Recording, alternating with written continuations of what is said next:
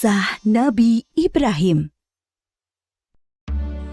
Nabi Ibrahim lahir dan dibesarkan di Padang Aram, daerah Irak, dan termasuk dalam wilayah kerajaan Babilonia.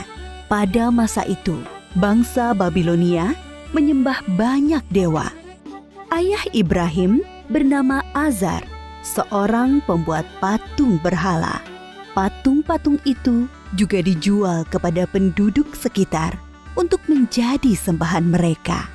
Allah memberi Ibrahim pikiran yang cerdas dan kritis, serta keberanian yang besar. Dia mengilhamkan pemahaman kepada Ibrahim bahwa menyembah patung-patung itu adalah kesesatan yang nyata. Ibrahim bertanya dalam hati, "Ayah, mengapa ayah menjadikan patung-patung itu sebagai Tuhan? Bukankah ayah yang membuatnya? Bukankah patung-patung itu tidak bisa mendengar doa-doa kita?" Dia berpikir keras, siapakah sebenarnya Tuhan yang pantas dipuja, dimintai pertolongan dan perlindungan? Allah membimbing Ibrahim untuk memahami Tuhan yang sebenarnya. Mula-mula, Allah memperlihatkan langit yang penuh bintang bercahaya di malam yang gelap. Ibrahim berkata, "Sungguh indah, inilah Tuhanku." Ketika pagi tiba, langit menjadi terang. Bintang-bintang itu pun menghilang. "Oh, bintangnya hilang. Aku tidak suka Tuhan yang menghilang. Itu bukan Tuhan."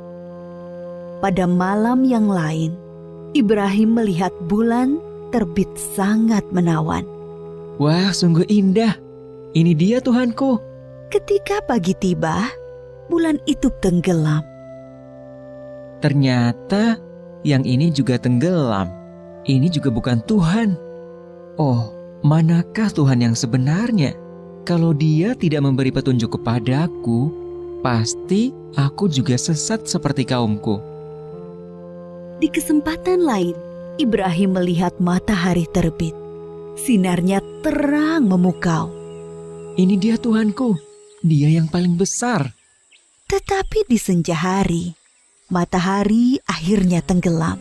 Taulah dia, matahari pun bukan Tuhan. "Wahai kaumku, aku tidak mau menyembah Tuhan-Tuhanmu itu. Aku ingin mengabdikan diriku pada pencipta semua ini." Dia berusaha membuka pikiran kaumnya atas kesesatan mereka selama ini. "Paman, patung-patung apa ini? Mengapa semua menyembahnya?" "Dari dulu leluhur kita menyembah Tuhan-Tuhan ini." "Iya benar, bapak-bapak kita pun menyembah semua ini." "Kalau begitu, kalian dan bapak-bapak kalian salah besar." "Hah? Kamu ini ngomong sungguh-sungguh atau bercanda?" "Sebenarnya Tuhan kita adalah pencipta langit dan bumi." Dasar anak muda ngelantur." Ibrahim bersumpah dalam hati akan menghancurkan patung-patung berhala itu untuk membuktikan kesalahan mereka. Suatu hari, ada perayaan keagamaan kaum Ibrahim. Setelah memberi sesaji kepada berhala, mereka pergi semuanya keluar kota. Ibrahim tidak mau ikut rombongan itu. Ketika semua sudah berangkat agak lama, diam-diam Ibrahim menuju tempat pemujaan berhala yang berisi banyak patung. Dia melihat makanan sesaji untuk berhala-berhala itu masih utuh di hadapan tiap patung-patung itu. "Mengapa kamu tidak makan? Mengapa kamu tidak menjawab?" Ibrahim bertanya, lalu memukul patung dengan tangannya. Tentu saja, patung-patung itu tetap diam. Ibrahim mengambil kapak, lalu menghancurkan patung-patung itu. Dia hanya menyisakan sebuah patung yang paling besar dan mengalungkan kapaknya pada lehernya. Ketika kaumnya pulang dari luar kota, mereka melihat patung berhala mereka hancur.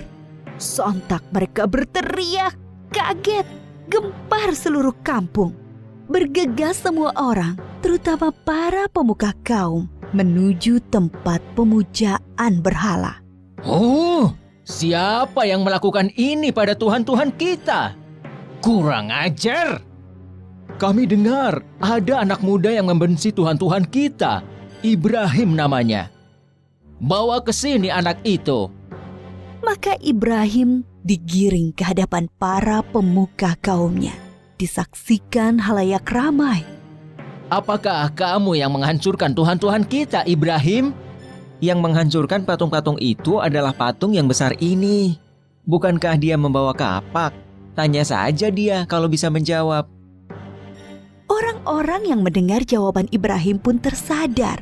Merekalah yang keliru dengan menyembah patung-patung itu. Tapi kekafiran yang sudah mendarah daging membuat mereka memutarbalikkan kebenaran. Tentu di sini ada campur tangan setan. Kamu kan tahu, dia tidak bisa bicara, apalagi bergerak menghancurkan patung lain. Berarti kamulah yang melakukannya. Jadi, mengapa kalian menyembah patung yang tidak bisa berbuat apa-apa? Melindungi dirinya sendiri saja tidak bisa, apalagi melindungi kalian. Pemuka-pemuka kaum Ibrahim berunding untuk menghukumnya. Beberapa orang mengusulkan untuk membakar Ibrahim hidup-hidup. Maka penguasa waktu itu, Raja Namrud, memerintahkan untuk membuat bangunan tempat pembakaran Ibrahim di tengah lapang agar bisa disaksikan orang banyak. Ibrahim diikat lalu dilemparkan ke dalam api.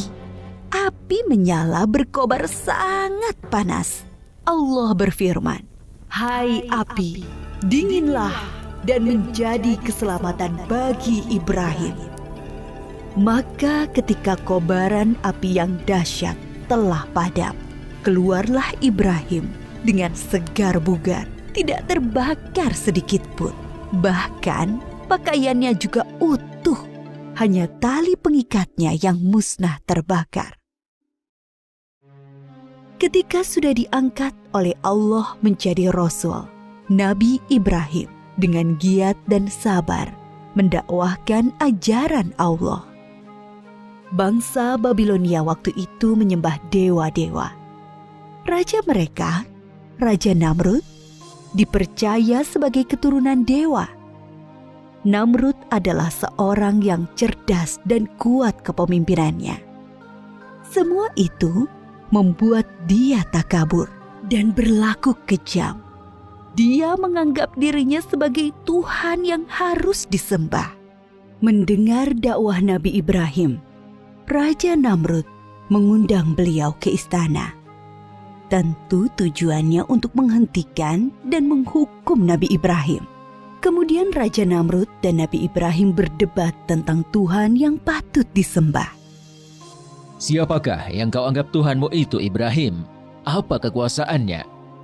Tuhanku adalah yang menghidupkan dan mematikan. Aku juga menghidupkan dan mematikan. Aku menjatuhkan hukuman pada orang-orang dan aku berkuasa untuk mengampuni dan membiarkan mereka hidup. Allah menerbitkan matahari dari timur. Kalau kau juga Tuhan, terbitkanlah matahari dari barat. Raja Namrud tercengang dan terdiam mendengar jawaban Nabi Ibrahim. Dia kebingungan bagaimana menjawab tantangan Nabi Ibrahim.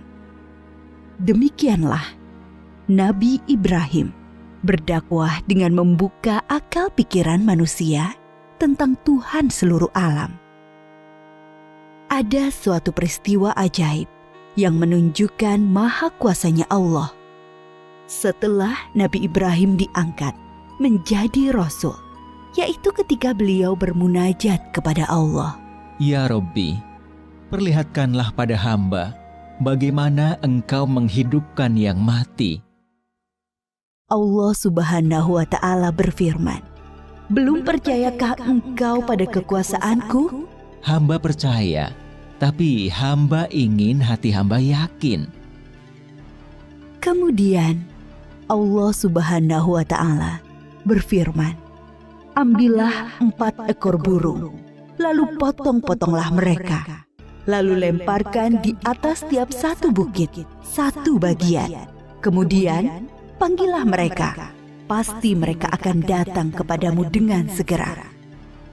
Nabi Ibrahim melakukan yang diperintahkan Allah. Maka keimanannya bertambah mantap.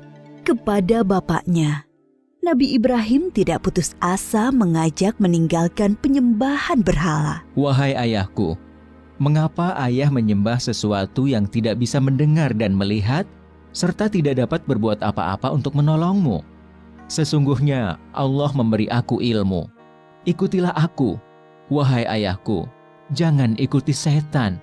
Aku takut engkau akan ditimpa azab. Bencikah kau pada Tuhan-Tuhanku Ibrahim? Diam! Kalau tidak, kau akan aku rajam. Pergilah, tinggalkan aku. Selamat berpisah, ayah. Semoga keselamatan dilimpahkan kepadamu. Aku akan memohonkan ampunan dan hidayah untukmu. Nabi Ibrahim terus memohonkan ampunan Allah untuk Azar. Sampai kemudian jelas baginya bahwa Azar tidak mau beriman dan terus memusuhi Allah. Allah melarang memohonkan ampunan bagi orang-orang kafir.